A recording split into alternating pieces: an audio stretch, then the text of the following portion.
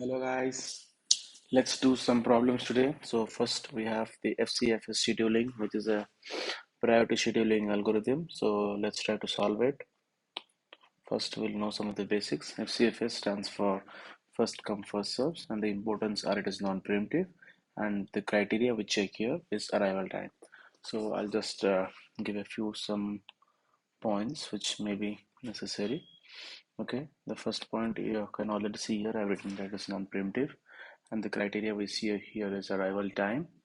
Okay, so in the basic definition of non-preemptive, you know that if a process goes, it will complete, it will not get preempted.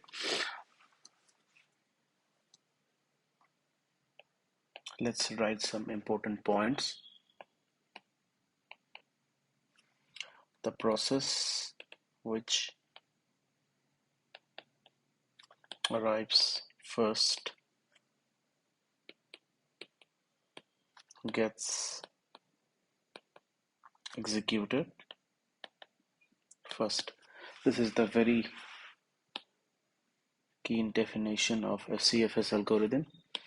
Now the second is, you can say that it is the simplest algorithm. Mostly it is not used, and you can see that when the process is going on, it will be completed one process. It will not switch to next process. It will only switch to the next process only after the first process has completed fully. So there will be no importance of ready queue here, because we will need that when we do preemptive problems, and which will be there. I'll be teaching that in the next classes. Okay, so it is non-preemptive, which I already told you what is non-preemptive. Okay, let's go to some. I think I need to find a question. This question will be very basic. I want to tell all the important ones. Okay, so let's give a bookish definition of what do they call it, the non-preemptive. I know it's not that much important because nobody asks that. The questions also will hardly be getting it, but still, we'll see that.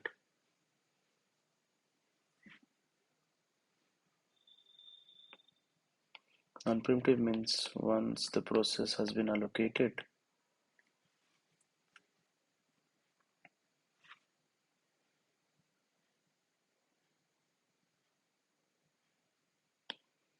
or you can say it started, it will run until completion. So no context switching here or nothing. Just the thing is that once the program is running or the process is running, it will totally execute. So no need to think much here. Let's jump directly to the problem. Okay, yeah, first problem is a little bit easy, but we have it. So anyways, I'll do it for you guys. I think this is the okay, nothing much here in the CFS to learn or whatever it is. Yeah, okay. This is the very basic definition, and I'm pretty much sure that all of you can do or can solve this. Process will be given. We have to find, there are a lot of methods actually, but I will find usually in the easy method which I have learned basically. This will be very important. Okay, so let's see here the question I have. I'm referring, oh sorry. Okay, here is the process. Okay, I will just shortly write it here, or I can use this. Can write the burst time here, or it is too less. Anyways, I need to, yeah, this is how much? This is 0.7. So I need to make it 0. Okay, this will be done. Okay, this is burst time. What is burst time? I think I need to take another video for it because these are just fundamental things. Okay, all right. Process is there, burst time is there. Okay, so in the question, no arrival time is given. So if in the question no arrival time is given,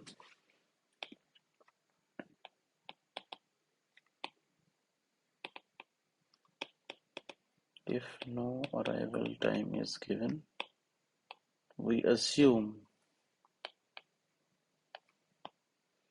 that all the process starts at 0. All right, so okay, just a slight mistake from my end. Always write in this style what I write, it will be better for you.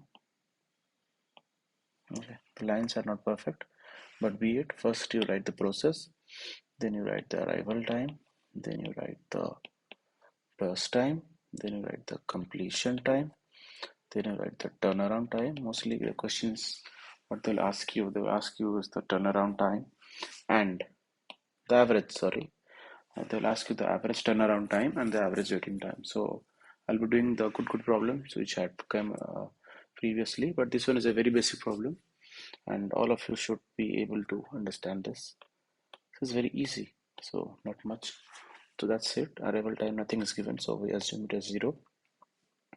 Okay, first time P1 is 24, P2 is 3, and P3 is also 3. Alright guys, so we'll first start solving. As every process comes at 0, you can place it in any order like P1, P2, P3, P2, P3, P1 because all are arriving at 0. So whatever you'll do, that will be perfect. So don't worry on that. So let's assume the process started like in the order P1, P2, P3. Okay. What now we'll do is we'll be doing the Gantt chart. The Gantt chart is very important, guys. Don't forget to draw it. It is a very easy process. You'll be getting good marks. Alright. I'll first draw the Gantt chart and then we'll proceed. So first process will be here P1, P2, P3. Okay, don't write it like this. I'll be showing in the next problem how we can write it more effectively or more easily. Okay guys, so this shows the time. Okay, so yes, you can see that P1 started at when? So P1 started at 0. So and it is non-preemptive. So non-preemptive means that a process, if it starts, it will complete and it will totally be completed, then only we can give the next process. So P1 will start at 0 and P1 gets completed when? P1 will get completed at 24. So P1 will complete at 24. So the completion time for P1 is 24. CT is the completion time. Now we're going to P2. P2's burst time is 3, but P2 has waited till P1 has completed. So P2 will be completed at 27 and similarly P3 will be completed at 30. It's a very easy question, nothing much to do here. So we have already calculated this and now we will calculate the turnaround time. Calculating turnaround time is very easy.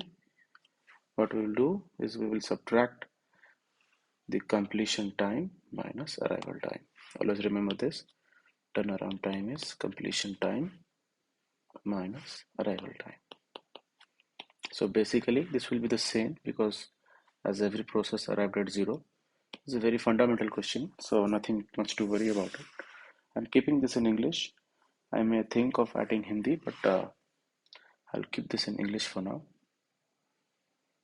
Let's see how we can just trying a bit. Okay,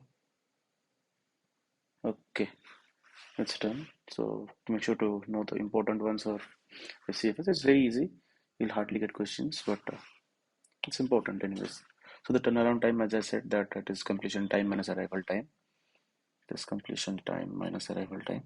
So 24 minus 0, 24, 27 minus 0, 27, 30 minus 0, 30. So it is completion time minus arrival time, which is completion time here is 24 plus 27. So we'll find out the, mostly people ask this, you'll get this in all your exams, be it whatever exam you're giving. 24 plus 27 plus 30. We're calculating the average turnaround time here, guys. And how much were the total processes? There were 3. So the answer for this is 27. You can calculate it manually. I did it on the calculator. Okay, next we'll find out the average waiting time. Once again, I'll make another video to explain all the how to give you all the definitions, but you can obviously get them on the internet. Still, I'll do it. It's my part as well. We'll find out the average waiting time. And waiting times formula is, I'll give you a short trick how, just don't need to remember it. Just make sure to write in my format and you will know how to find it easily. Okay. And waiting times formula is, so I'll write it here. The waiting time formula is turnaround time minus burst time.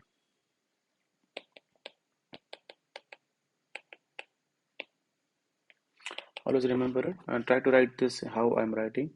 This will be the, make sure that you don't forget how to find out turnaround time or how to find out waiting time. If you will write in a different manner, then you will need to remember the formulas, which are obviously not required if you write in my format how I'm writing. Okay, average waiting time will find. So it's turnaround time minus burst time is 0. It's 27 minus 3, it will be 24. It's 30 minus 3, it is 27. So average waiting time will find out as 24 plus 27 by 3, which will be equal to 17. Once again, you can find it directly from the internet or on the Google, or you can just solve it. It's not much of a deal. All right. So the first question is done. We'll go to the next question.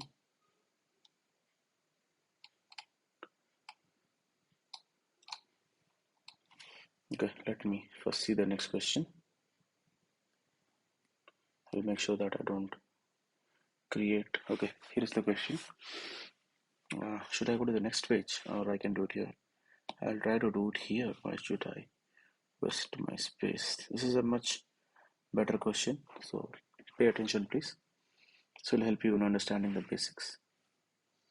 And always remember, FCFS is always non-preemptive. So once a process is entered in the Gantt chart, it will run till it is completed. Only the difficulty will be the preemptive ones, where you have to see that when has a process arrived or when not. All right, and this question will have arrival time as well. So we need to see here. This is actually a good question of FCFS. We'll learn a few things here. Okay, how many are there? 4 are there. All right. And always remember to write in my format, which will make it only easier for you, not difficult. Okay, we'll have the process ID here, and then the arrival time, and then the burst time, then the completion time, then the turnaround time, and then the waiting time. All right, guys. So the question is, this is P1. Okay, I think I need to make another one, I guess. I'll try to complete it here then.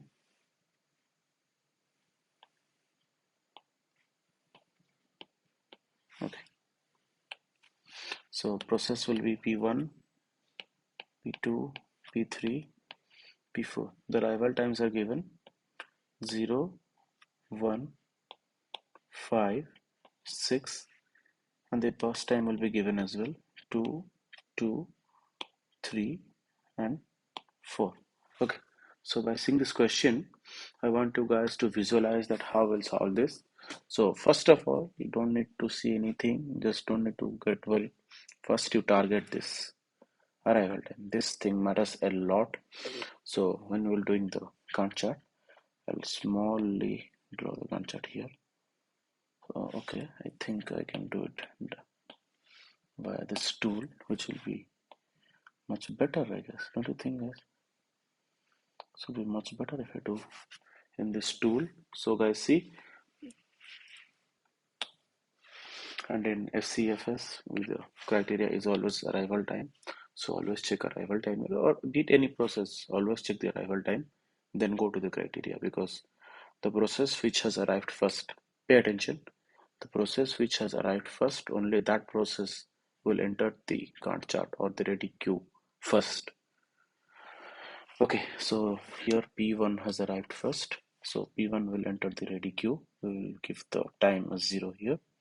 P1 has entered, and for how much time P1 will run? It has burst time 2, so it will run till 2. So the completion time of this will be 2. And at 2, we see that P2 is already in ready queue. So the P2 will get executed next because it's non-preemptive. Once the process will get finished, then only P2 can start.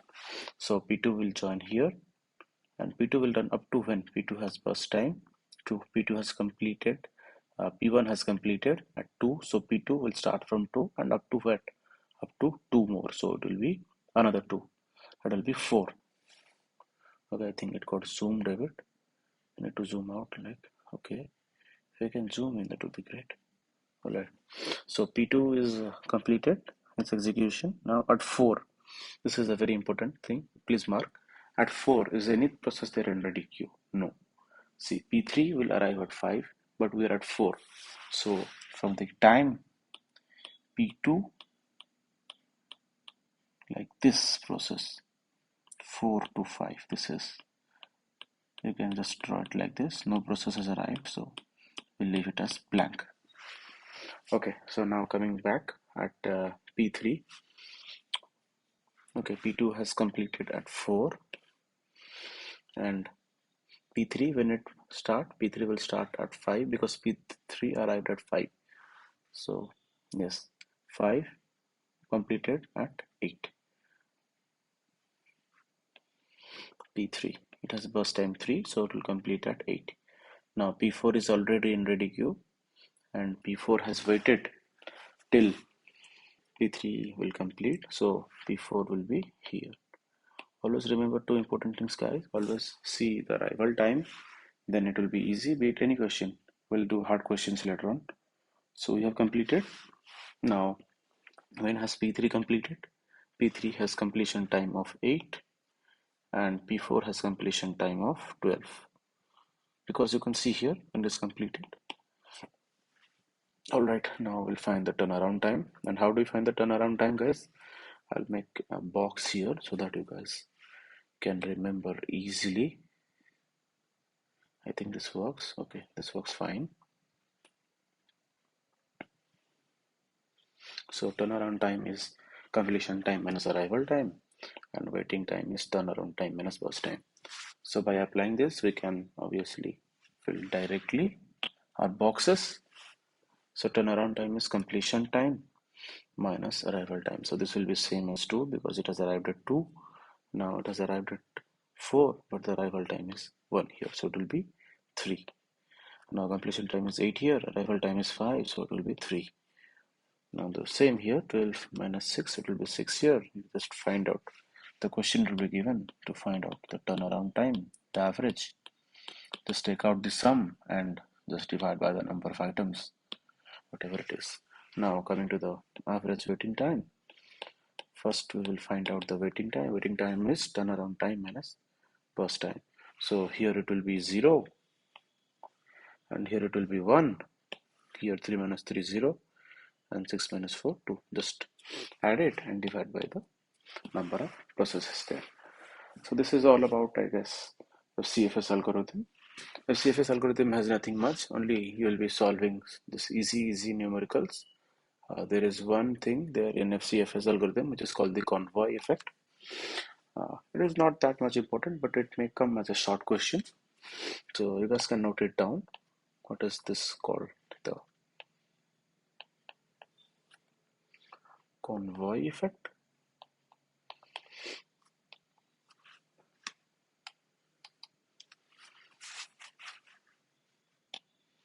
So if you can see the first question, so the process 1 had a burst time of 24. So the lower burst time processes like the P2 and P3, they are waiting for a long time until P1 gets completed. So which results in lower CPU and very less device utilization. This is called the convoy effect. Nothing much in this. Just this is called the convoy effect. You can just write a few points here that all other processes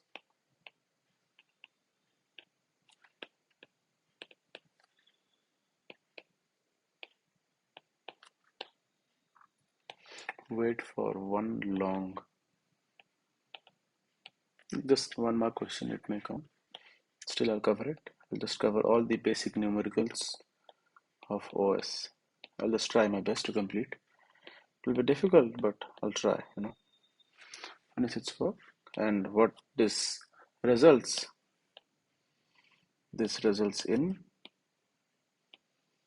lower CPU. Like CPU will be very less used and device utilization will be very less. Just that's it. Just one more question. That's it. And I'll just don't want to, but anyways, if I'm starting it, then I'll just mention it here. Like the advantages of FCFS. There are not much advantages anyways. Still, there are a few ones, so just note it down, guys. So it is easy, the simplest and the easiest.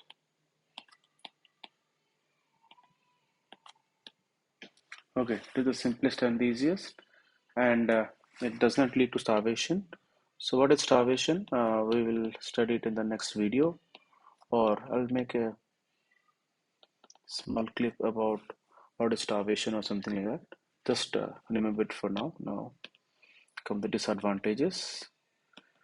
Disadvantages are many in this. So disadvantages, you can write here what is the convoy effect simply. And in the second part, we can write here that does not considers the priority or the bus time, but just main is the convoy effect. But you can still write it down. It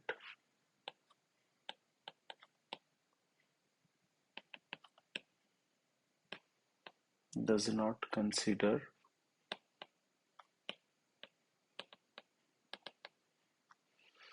the priority and bus time, but the main is the convoy effect. That is the disadvantage. Convoy effect is that higher bus time process will start and it will just go on and go on and go on. So the smaller process will have to wait and wait and wait until the higher process will get completed. So that's it in FCFS. So nothing much here. The important part is it is non-preemptive, and the criteria is arrival time here. I'll still mark it for you guys that it will be easier. It is non-preemptive. This is the important points. So how we'll solve it? We will be given the process. Mostly arrival time will be given. This was the easy one. So just remember the formula. You just don't need to remember it if you just follow how I'm doing, like the process, arrival time, bus time, completion time, turnaround time, and just waiting time. That's it. Just remember this and it will be solved so easily. Now that's it. And always remember to see the arrival time, because see here, nothing was there at between 4 to 5. So we made the giant chart here empty. Always keep looking for this arrival time. This is a very important thing. That's it, guys. That's will be the first video.